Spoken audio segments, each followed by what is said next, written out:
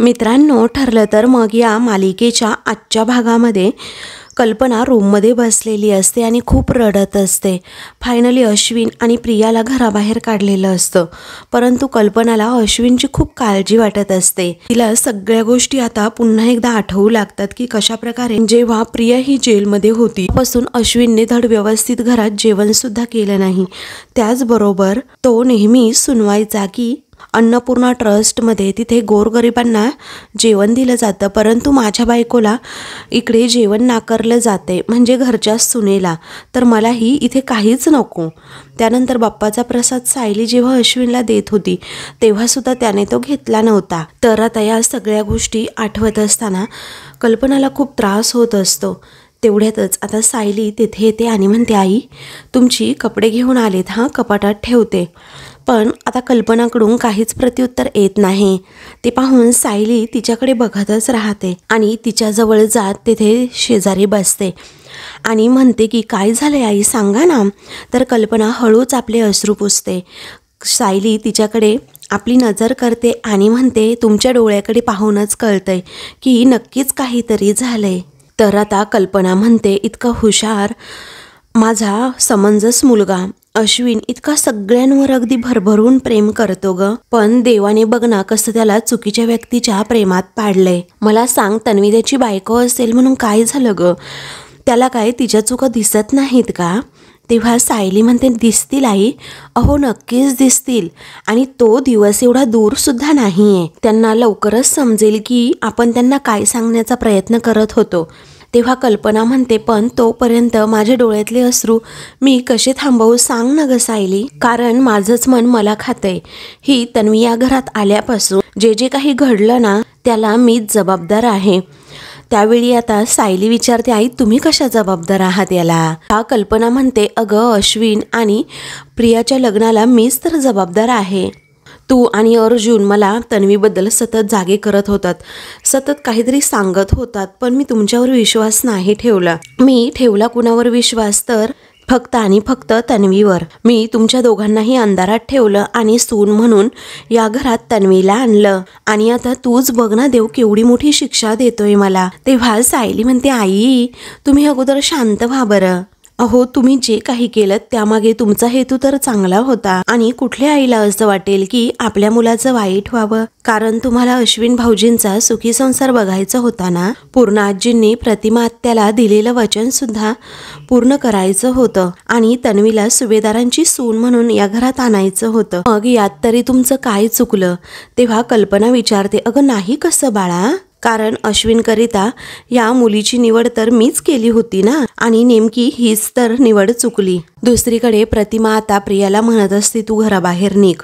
मग आता तुला असं वाटतंय का गाय मी सुद्धा अपराधी आहे. हा प्रिया विचारते, अगं आई मी जो गुन्हा केला होता, ज्या गुन्ह्यासाठी मला शिक्षा झाली होती, तो गुन्हा मी नाईलाजाने केलाय, आणि यामुळेच मला कोर्टाने आता सुटका दिली आहे.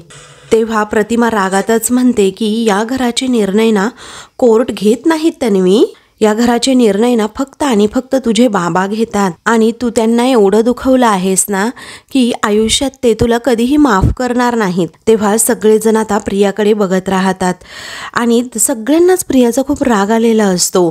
परंतु भामटा नागराज आता लगेचच म्हणतो, वहिनी, अहो वहिनी ऐका ना जरा, मी काय म्हणतोय, दादाला येऊ द्यात तरी ना घरी, कारण आपण बोलूयात ना त्यांच्याशी आणि काय तो निर्णय घेऊयात ना मग. तेव्हा प्रतिमा ठामपणे सांगते, नाही भाऊजी नाही, कारण आता वेगळा कोणता निर्णय घेण्याचा प्रश्नच येत नाही, कारण त्यांनी या मुलीला डोळ्यासमोर बघितल्यानंतर ते किती चिडतील ना, मला चांगलंच माहीत आहे. तेव्हा सुमन स्पष्टपणे नागराजला म्हणते, अहो आपण याच्यामध्ये नको पडायला, कारण तन्वीने काय केलंय ते आपण बघितलंय ना, आता तिला आणखीन पाठीशी अजिबात घालायचं नाही. तिच्या बाबतीत जो काही निर्णय घ्यायचा आहे तो भाऊजी आणि वहिनींनाच घेऊ द्यात, असं म्हणून ती नागराजची बोलती देखील बंद करते. तेव्हा प्रियाला सुद्धा धक्का बसतो की ही भोळपट सुमन सुद्धा आता माझी बाजू घेत नाहीये, ठामपणे स्वतःचं मत मांडतेय. म्हणून प्रिया धक्क्याने तिच्याकडे बघते. त्यानंतर ती विचारते, आता तुम्ही कुणीच माझी बाजू घेणार नाही आहात का, म्हणजे सासरी गेले तिथेही तेच, आणि माहेरी आले तर तिथेही हेच. मी कुणालाच नको आहे का असं म्हणून ती आता खूपच रडत असते. त्यानंतर अश्विन म्हणतो, तन्वी बस झालं आता, एकदम शांत राहा, नंतर बघूयात काय करायचं ते. तेव्हा प्रिया चवताळूनच उठते आणि म्हणते, काय बघायचं राहिले रे अश्विन, सगळेजण माझा किती तिरस्कार करतायत ते बघू, की सगळेजण मला किती लाथडतायत ते बघू. त्यानंतर ती सगळ्यांकडे पाहते तर सगळेच जण तिच्याकडे रागात बघत असतात. मग ती म्हणते, बस झालं आता, बस झालं असं म्हणून ती घराबाहेर पडते. तेव्हा अश्विन म्हणतो, तन्वी अगं ऐक तरी. तेव्हा अश्विनला सुद्धा खूप वाईट वाटत असतं आणि अश्विनबद्दल सगळ्यांना सुद्धा, कारण चुकीची व्यक्ती त्याच्या आयुष्यात आल्यामुळे आता ह्या बिचाऱ्या अश्विनला खूप भोगावं लागतंय हे प्रतिमाला माहीत असतं. इकडे कल्पना बिचारी रडत असते. अश्विनसाठी ना तिचा जीव अगदी कासावीस होत असतो.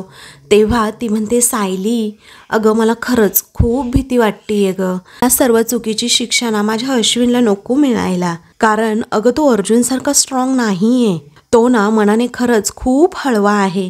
कारण याआधी त्याने एका मुलीसाठी काय केलं होतं ते आठवतंय ना सायली. अगं अस्मिता सुद्धा कुठल्याही परिस्थितीमध्ये झगडेल आणि हातपाय सुद्धा मारेल, पण त्याला जर का कुठला आधार नाही ना मिळाला तर तो पार अगदी खचून जाईल.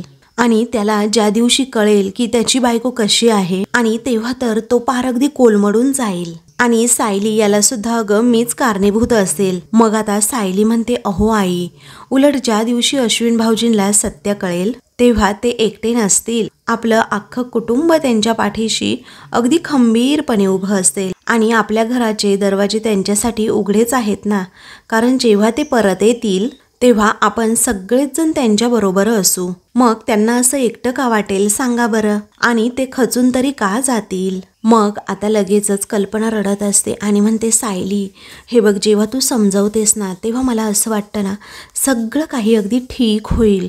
त्यावेळी सायली म्हणते, होणारच आहे आई, आणि आई मी तुम्हाला आता वचन देते, कारण प्रिया ही अश्विन भाऊजींच्या आयुष्यात असताना आपल्याला जर असं वाटलं की अश्विन भाऊजींना आपली खूप गरज आहे तर त्यांना मदत करणारा पहिला हात ना हा माझा असेल. तेव्हा सायलीचं बोलणं ऐकून कल्पनाच्या डोळ्यात आता पाणी येतं आणि ती कौतुकाने सायलीकडे बघते. तेव्हा प्रेमानेच आता सायली ही कल्पनाचे अश्रू पुसते. तर दुसरीकडे आता बावस्कर वकील हे महिपतला भेटायला घरी आलेले असतात. महिपत खूप चिडलेला असतो आणि दारूच्या नशेत असतो. तेव्हा आता बावस्कर सुद्धा खूप घाबरलेला असतो, कारण त्याला माहीत असतं या महिपतची केस आपण जिंकलो नाही, हरलो आहे. आता हा आपली खरडपट्टी काढणारच. या विचाराने तो खाली मान घालून आपला उभा असतो अगदी शांतपणे. तेव्हा महिपत म्हणतो, ए बावस्कर, हे कालची ती पोरटी माझ्या कानामागनं आली आणि तिखट झाली. ती जेलातनं सुद्धा सुटली आणि माझी पोरगी अजून जेलातच आहे. तेव्हा बावस्कर वकील म्हणतो, माफ करा सर, पण तुम्ही ना तन्वी सुभेदारवर हल्ला करायलाच नको होता, कारण तेच प्रकरण सर्वात जास्त ना महागात पडले. मग आता महिपतला राग येतो आणि तो विचारतो, काय रे तुला विचारलंय का? बावस्कर वकील म्हणतो, नाही असं म्हणून घाबरूनच तो मागे होतो आणि तेथे सोफ्यावर बसतो. महिपत त्याच्या शेजारी जाऊन बसतो आणि म्हणतो, हे बघ, तू माझ्यासमोर बसलास ना, मग फक्त आणि फक्त कामाचं बोलायचं. मग आता बावस्कर म्हणतो की हे पहा, मी साक्षी मॅडमला सोडवण्याचे खूप प्रयत्न करतोय आणि आता मी आणखी काय करू सांगा बरं. तेव्हा आणखी काय करू म्हणजे असा कसा प्रश्न विचारतोस तू? वकील कोण आहे सांग बरं, तू आहे का मी आहे, असं महिपत त्यालाच प्रश्न करतो. मग बावस्कर वकील म्हणतो, मीच आहे वकील. तेव्हा वकिलीची डिग्री कोणी घेतली असं पुन्हा महिपत त्यालाच विचारतो. मग तो वकील उत्तर देतो, मीच घेतली. मग आता लगेचच महिपत म्हणतो, हे बघ, तुझ्या मेंदूचा आणि तुझ्या डिग्रीचा वापर करायचा आणि माझ्या लेकीला तूच सोडवायचं. कारण हे बघ, आता ती चिचुंद्री तिचं डोकं वापरून तर जेलामधनं सुटली, मग तुला तुझं डोसकं वापरून माझ्या लेकीला जेलातनं काढता येत नाही का? तेव्हा बावस्कर वकील म्हणतो, हो अहो मी करतो काहीतरी. तेव्हा महिपत म्हणतो, बावस्कर वकील ऐका ना, काहीतरी करू नका, तुम्ही काम करा काम, पण कधी करणार? माझी लेक जेलामध्ये म्हातारी झाल्यानंतर का? आणि आता लवकरात लवकर काहीतरी मार्ग शोधा, नाहीतर मग मला माझं काम करावंच लागेल. कारण तुला माहितीये मी काय काम करतो? तेव्हा हो मला माहिती आहे तुम्ही काय काम करताय असं भावस्कर वकील घाबरतच म्हणतो. मग जरा धमकी देतच महिपत म्हणतो लवकरात लवकर माझी लेक ना जेलातनं सुटली पाहिजेच. इकडे अर्जुन हा स्टडी रूममध्ये बसलेला असतो आणि तो सायलीच्या त्या फोटोचाच विचार करत असतो. आय कार्डवरील असणारा तो फोटो एवढा खराब झालाय की त्या स्केच आर्टिस्टला त्याचं स्केचसुद्धा काढता येणार नाही. आणि मग सायलीच्या आईबाबांचा शोध तरी मी कसा घेऊ हा त्याला आता प्रश्न पडतो. आणि मग त्यानंतर त्याच्या मनात येतं की ते गाठोडंसुद्धा मला सापडत नाही आहे कुठे. मग त्यानंतर काही गोष्टी त्याच्या लक्षात येतात. तो म्हणतो अरे बापरे तन्वीचंही गाठोडं सापडत नाही आहे तिथे. असं असेल का की तन्वीने मधुभाऊंच्या अगोदरच ती दोन्हीही गाठोडी गायब केलेली असतील. कारण तसंही तिला स्वतःच्या घरात चोरी करायची खूप सवय आहे. तसंच तिने अगोदर हे गाठोडं गायब करून कुठेतरी ठेवलं तर नसेल ना. पण नक्की कुठे ठेवलं असेल हाच विचार त्याच्या मनात आता येत असतो. त्यानंतर त्याला काही गोष्टी आता क्लिक होतात. तो म्हणतो इथेच असू शकतं ते गाठोडं कुठेतरी तिच्या रूममध्येच असू शकतं. तर दुसरीकडे अश्विन हा आल्यापावली निघायला लागतो. आपल्या दोन्हीही बॅगा हातात घेतो आणि निघणारच असतो. तेवढ्यातच समोर आता प्रिया येऊन उभी राहते. तिच्या हातात आता एक पेट्रोलचं कॅन असतं.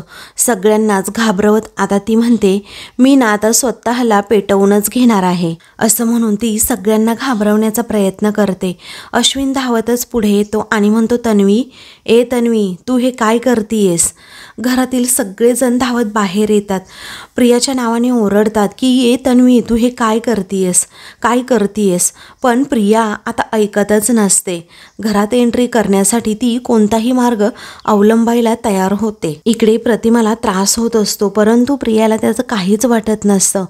अश्विन आता प्रियाला आपल्या परीने समजावण्याचा प्रयत्न करतो पण प्रिया हट्टच करते की अश्विन हे बघ मी सगळ्यांच्याच नजरेत गुन्हेगार आहे ना. माझ्या आईवडिलांच्या सुद्धा आणि सासरकडच्या लोकांच्या सुद्धा. त्यामुळे मला आता मरायचंय.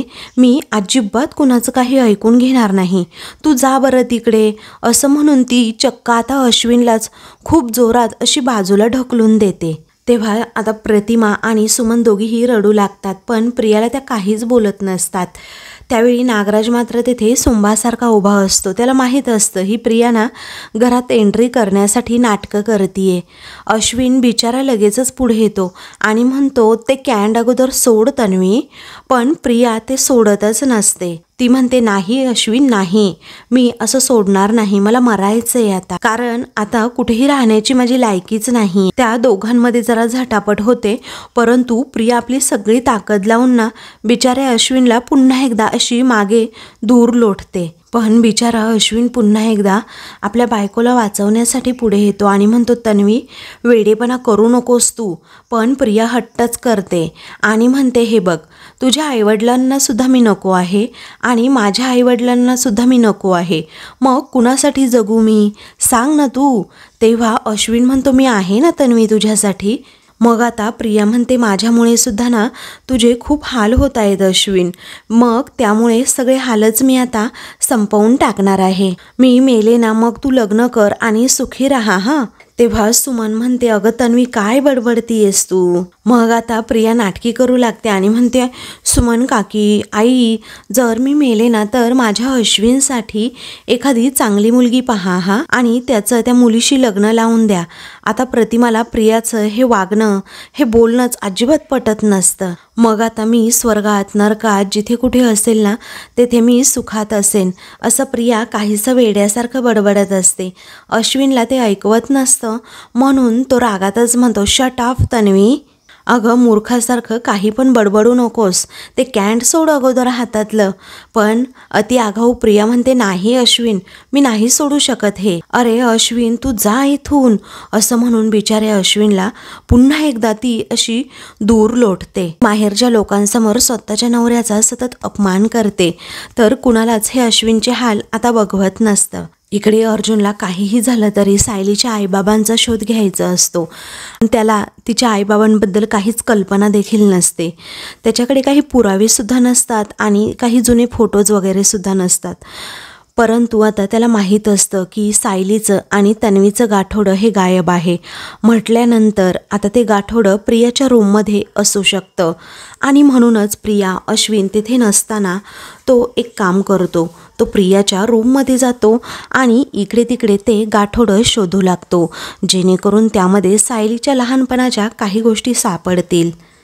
अर्जुन लगेचच त्याच्या कामाला लागतो आणि इकडे तिकडे ते गाठोडं शोधू लागतो, ड्रॉवरमध्ये, कपाटात वगैरे सगळीकडे, पण त्याला ते कुठेही सापडत नाही। नंतर तो एक ड्रॉवर ओपन करण्याचा प्रयत्न करतो पण त्याला लॉक असतं, तेव्हा तो म्हणतो या ड्रॉवरला लॉक का लावलं असेल। तर दुसरीकडे प्रिया खूपच आकडतांडव करत असते आणि म्हणते आई मी चालले, आई मी चालले अशी नाटकं सुद्धा करते। तेव्हा हे बघताना मी भलतसलत काही करू नकोस असं अश्विन बजावतो, पण अश्विनचं ती ऐकतच नाही। प्रिया आता कॅन्डचं ते बुच उघडते आणि आपल्या अंगावर पेट्रोल ओतून घेणार असते। सुमन म्हणते तन्वी, हे तन्वी अजिबात असं उलटसुलट काही करू नकोस। तेव्हा नागराज सुद्धा मोठ्याने ओरडतोय तन्वी तन्वी ऐक ना, अगं त्या अश्विनचा तरी विचार कर जरा। तेव्हा अश्विन म्हणतो तन्वी हे बघ ऐक जरा माझं, कारण मी काहीही झालं ना तरीही तुझी साथ काही सोडली नव्हती, पण मला एक सांग, तू मला अशी सोडून जाणार आहेस का। हे बघ तन्वी आपण बोलूयात, आपण दोघेही काहीतरी मार्ग काढूयात यावर, असं म्हणून तो हळूहळू पुढे येतो आणि लगेचच तिच्या हातातून कॅन्ड घेणार। तितक्यातच आता प्रिया म्हणते नाही अश्विन नाही, माझी आई, त्या आईने माझी साथ सोडली। अरे ज्या बाईने मला जन्माला घातला ना ती बाई तर आज मला आज सुद्धा घेत नाहीये, मग या घरात मी का राहू, कशाला जगू सांग बरं। अरे मी स्वतःला जाळून घेतीये ना तरीही तिला काडीचाही फरक पडत नाही, बघ ना तू बघ। अरे ती अगदी तिथे मजेत उभी आहे अश्विन, मी तरी का स्वतःला सांभाळू असं म्हणून प्रिया अति हट्टीपणा करते आणि ते कॅन्डस सोडायला तयार नसते। मग आता ती म्हणते नाही रे अश्विन नाही नाही, मी जाळून घेतलं तर सुख आहे ना तिला, मग मी घेते ना स्वतःला जाळून, संपवते की स्वतःला। अरे अश्विन सोड तो कॅन्ड, असं वेड्यासारखं बरळत ती पुन्हा एकदा बिचाऱ्या अश्विनला पाठीमागे ढकलून देते। तर प्रतिमा बिचारी खूप म्हणजे खूप रडत असते, पण प्रियाला रोखण्यासाठी काही ती पुढे जात नाही। इकडे अर्जुनने आता चांगलाच प्रियाच्या रूमची झडती घेण्याचा आता ठरवलेलं असतं आणि त्यामुळे तो चावी शोधत असतो। एका लॉकरची चावीच त्याला सापडत नसते, त्यावेळी तो काय करतो, आता तिथे बेडवर उशांखाली वगैरे सगळीकडे चावी शोधतो पण त्याला ती सापडत नाही। त्यानंतर तो काय करतो की त्या गादीखाली चावी शोधण्याचा प्रयत्न करतो, तेव्हा त्याला ती चावी सापडते। तो खूप खुश होतो आणि प्रत्येक चावी त्या लॉकरला लावून पाहत असतो आणि मग त्यानंतर तो पटकन ते उघडतो आणि त्या कप्प्यामध्ये पाहू लागतो तेथे काही आहे की नाही।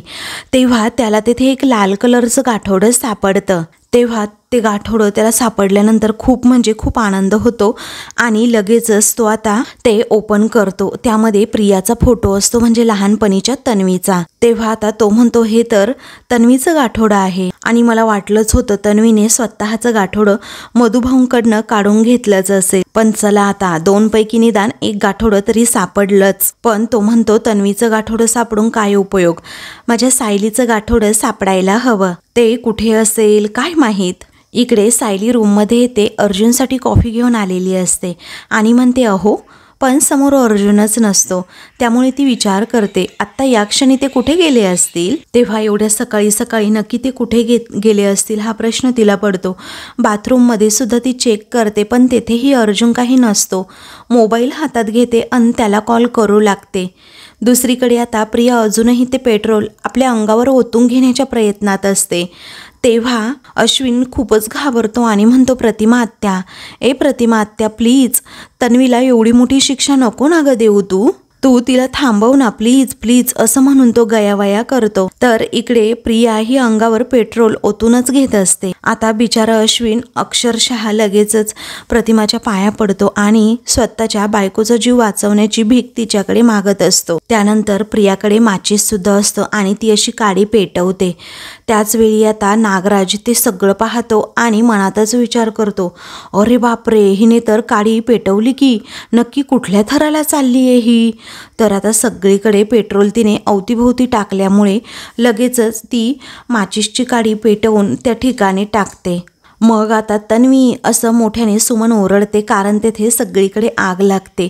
त्याच वेळी आता प्रतिमा सुद्धा मोठ्याने ओरडते. आता ती आग पाहून इकडे सगळ्यांच्या काळजाचं पाणी पाणी होतं. प्रतिमा आगीला अगोदरच घाबरत असते आणि मग त्यात ही समोर आग पाहून प्रतिमाला अजूनच कसं तरी होतं. आपली बायको खरंच स्वतःला जाळून घेतीये हे अश्विनला समजतं आणि त्यालाही तेवढाच धक्का बसतो. इकडे अर्जुन त्या गाठोड्याकडे बघतच राहतो, तर सायली आता त्याला फोन करत करत इकडे हॉलमध्ये सुद्धा येते. इकडे अर्जुन मात्र विचार करत असतो की तन्वीने स्वतःचं गाठोडं काढून घेतलं म्हणजे सायलीचं सुद्धा काढून घेतलं असेल. नंतर पोलीस तपासाच्या अगोदर 2 गाठोडी गायब होती. म्हणजे तन्वीने जर सायलीचं गाठोडं घेतलं असेल तर ते सुद्धा इथेच असायला हवं. पण कुठे ना ते अगोदर मला शोधावं लागेल असं म्हणून लगेचच अर्जुन पुन्हा आता आपलं शोधकार्य सुरू ठेवतो. इकडे आता सायली अगदी प्रियाच्या रूमजवळ जाते आणि अर्जुनला कॉल करते. दुसरीकडे अर्जुन मात्र आता कपाटावरची सुटकेस काढतो आणि लगेचच त्यामध्ये ते गाठोडं चेक करत असतो, पण त्याला काही ते सापडत नाही. मग इकडे सायली ही मनातच म्हणते, यांच्या फोनची रिंग इकडून का वाजत असेल असं म्हणून ती प्रियाच्या रूमकडे जायला निघते आणि मग लगेचच तो फोन चेक करतो आणि म्हणतो, बापरे, बायकोचा फोन, आता ती कशाला फोन करतीये असं म्हणून तो फोनच आता सायलीचा घेत नाही. तोपर्यंत सायली प्रियाच्या रूमकडे सुद्धा येत असते. तर इकडे अर्जुनला संशय येतो की सायली मला शोधत शोधत इकडे आली असेल का आणि आता काय करावं हा प्रश्न त्याला पडतो. तर खरोखरच सायली आता त्याला शोधत शोधत रूमजवळ आलेली असते आणि अर्जुनला विचारते, काय हो तुम्ही इथे काय करताय. तेव्हा अर्जुन खूपच घाबरतो आणि अगदी घाबरतच सायलीकडे बघतो. तर आता मित्रांनो, पुढील भागामध्ये अर्जुन गाठोड्याचाच विचार करत असतो. मधुभाऊंच्या घरातनं ते गाठोडं चोरी करणं आणि सासरी येऊन ते लपवणं. जर ती स्वतःचं गाठोडं इथे सासरी लपवू शकते तर सायलीचं गाठोडं तिने तिच्या माहेरी लपवलं असेल का हा प्रश्न आता त्याला पडतो. त्यानंतर सायली बाहेर येते आणि म्हणते, अरे बापरे, अश्विन भाऊजी आणि प्रिया कुठे गेले, माहेरी तर नाही गेले ना तिच्या. तर दुसरीकडे प्रिया म्हणते, आई आता मी मरणार आहे. मग आता प्रियाने असा ड्रामा क्रिएट केलेला असतो की नाईलाजाने प्रतिमाला आता लगेचच माघार घ्यावी लागलेली असते. तेव्हा आता अश्विन आणि त्याचबरोबर सुमन दोघेही पाण्याच्या बादल्या बिचारे भरून आणतात आणि त्या आगीभोवती टाकतात. प्रिया नाटकच करते की आई मी मरणार, आता मरणारच. तेव्हा नाईलाजाने आता प्रतिमा म्हणते, ये तू घरात आणि राहा. मग प्रियाला खूपच आनंद होतो. तर आता दुसरीकडे सायली रूममध्ये येते आणि म्हणते, बागेमध्ये अश्विन आणि प्रिया नाही आहेत, मग आपण दोघेही तिकडे रविराज काकांच्या घरी जाऊयात, कारण ते दोघे तिथेच असणार. अशाच मालिकेंची पुढील भाग पाहण्यासाठी चॅनलला सबस्क्राईब करा.